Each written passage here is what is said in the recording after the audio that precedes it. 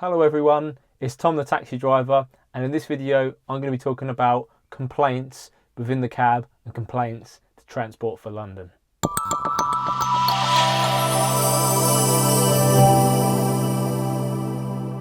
Complaints to TfL or worrying about being reported. It's kind of an odd scenario to look at, but someone did put it in one of the comments, so I wanted to address my thoughts and opinions of this.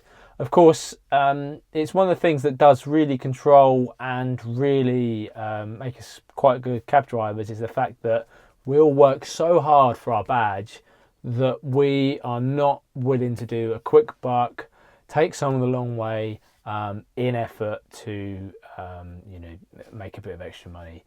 Because it's only going to have bad repercussions, basically. And very much, it's kind of a myth, really, as well, that you take someone the long way to earn more money. Because technically in a cab, you earn more money by doing quicker, shorter journeys. If you can just pick someone up, the minimum fare is going to be £3.20 or £3 or so. Then they might add a tip on top, so add the pound to that. So if you can stop fares, quite like that, get from one job onto the next as quick as you can, you're going to be a lot more profitable in that way. It's the analogy I'll use. It's like a restaurateur. They will turn tables. That's where their money is. So you might not like the idea of this, but when you go to a restaurant, the person who owns it will, depend on the class of the restaurant as well, will see, right, okay, that person's going to sit at that table for, if it's McDonald's, it's going to be 15 minutes or so before that's then cleared for someone else. Of course, if the restaurant's full, they can't really make much money. Bigger restaurants, it might be they're there for an hour or 2 hours depending on their business model. Likening to the example of going the long way round, well, that's like trying to stuff your customers when they're already full. You're not going to get more money out of them that way. So the more sustainable and ethical thing to do is to let them spend as much as they want. So in our case, go a particular route, drop them off, then pick up another job. So turn that table, move on to someone else.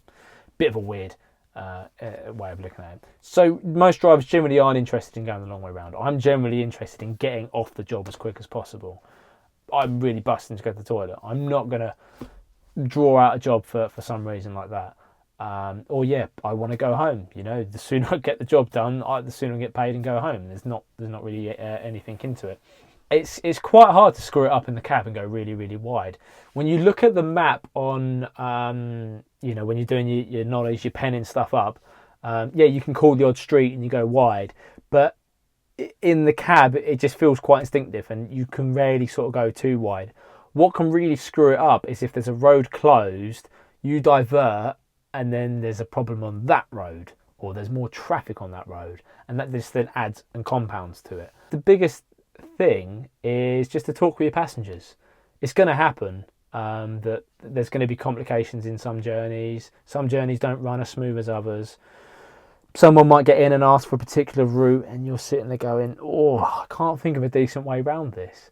So just say to them, look, I reckon there's going to be a bit of traffic here. I anticipate it's going to be it should take about 20 minutes, might be a bit longer because of X, Y, Z. Just be straight with them and then, they know what to expect. The people who are worse and expect the world are people that don't really get taxis. They're just in a taxi in the once off because they assume that you're like, right, I'm paying more money for it. I'm in a black cab. That's like the gold standard. They're going to get me there. They're going to be able to helicopter their way to a place. So when someone does say, oh, driver, are you going the long way or are you... this is, I wouldn't have gone this way. Oh, it's a really busy road. Like I had a lady get in at Euston, and this was just before the coronavirus lockdown measures actually really came into full play. And London was already quite quiet at this point anyway. Come straight out of Euston Forecourt, done a right onto the Euston Road. She was going to Harley Street, by the way. So you just go down the Euston Road and you get to Harley Street. And she just saw the sort of traffic mingling past. And it's like when you look down, the far end of Oxford Street, but from the street level. Doesn't matter how busy it is, a few people sort of stacked on top of each other in your peripheral vision, or not peripheral vision, but your, like perspective, isn't it? How it all goes round. Makes it look busy. And it's the same with Euston Road. She just sort of looked over there and she goes, this road's a bit busy. And, for me, I see it every single day. and that's incredibly quiet. It's a major artery through London, so it is going to be busy. But you jump straight in the bus lane. There wasn't any traffic in any of the lanes anyway, and we're going to Harley Street. It's the way we have to go. So I knew from that immediate exchange, that interaction, the way that she asked for Harley Street as well. She wasn't in a cab a lot, to know that it's only pretty much across the road.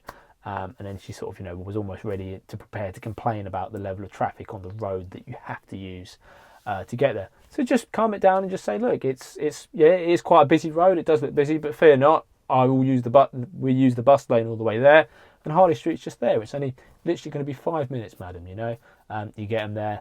That's what it's all about, really. You also want to be on the ball with your passengers as much as possible. So if they say, look, I'm going to such and such, I like to sometimes probe and say, oh, is that a hotel? Is that a restaurant? Is it this? And then it gives me a better idea of where that point is. Because sometimes people just say, oh, I'm at number blah, blah, blah, Harley Street. And you don't know if it's at the top, bottom, wherever.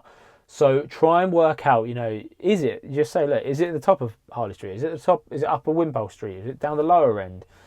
Whereabouts? Because then that can really influence and affect how well you do your job and what you then respectfully take for the route. That can make a big difference. What side is the door on? Some stuff you'll get to. One of the examples is Victoria Station. Depending on which direction you come out of Victoria Station, it can be quite difficult to set. So if you're coming from, let's say, Montpellier Street, if you're coming anywhere, say like the Natural History Museum, that kind of direction, you're going to Victoria.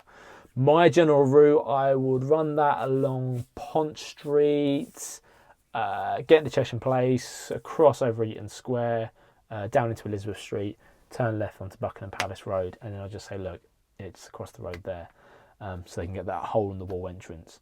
But I will prepare them, beforehand and say, look, because of the way the roads work, I will have to really go around the houses to get you to, the main entrance. Do you mind if I set you here?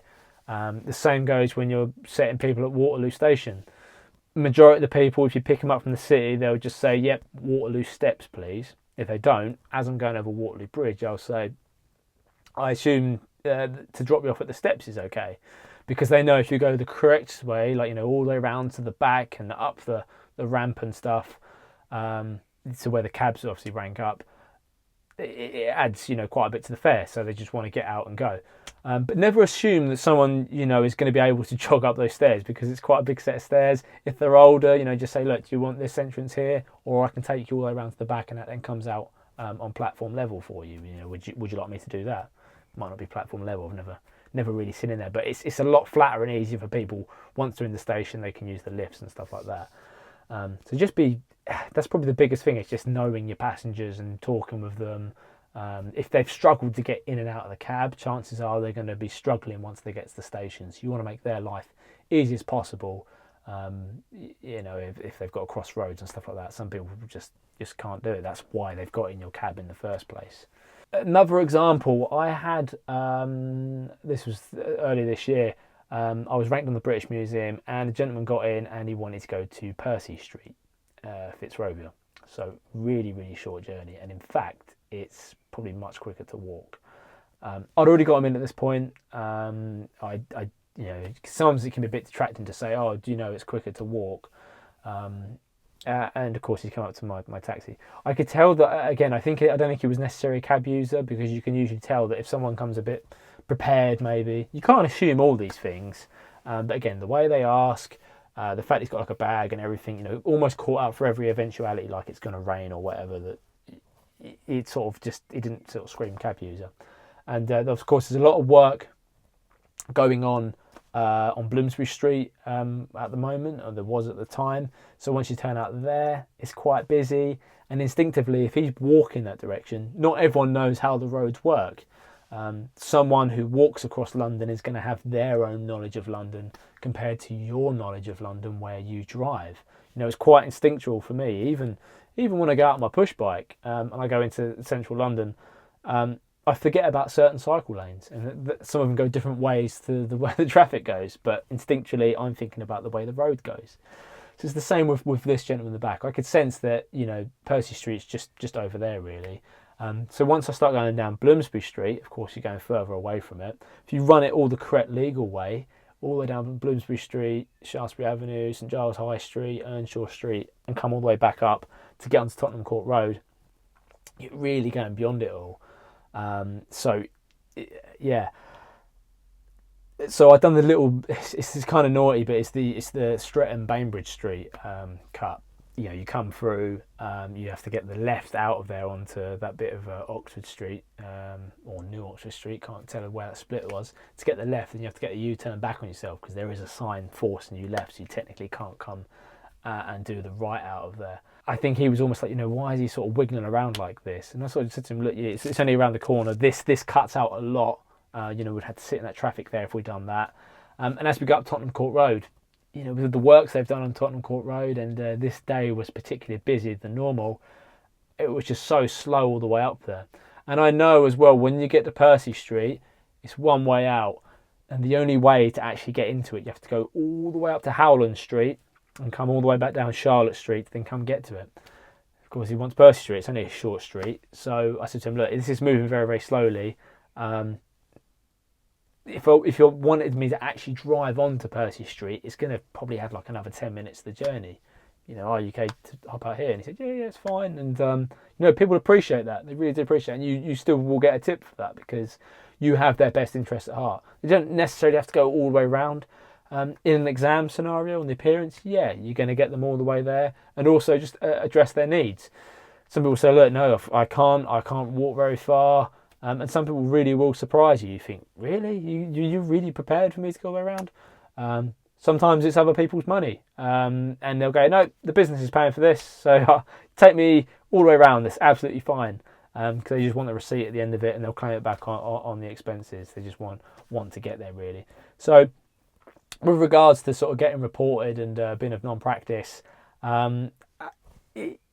if you're out there just doing the best you can, the standard that you've learned from being on the knowledge, this is never going to be a problem.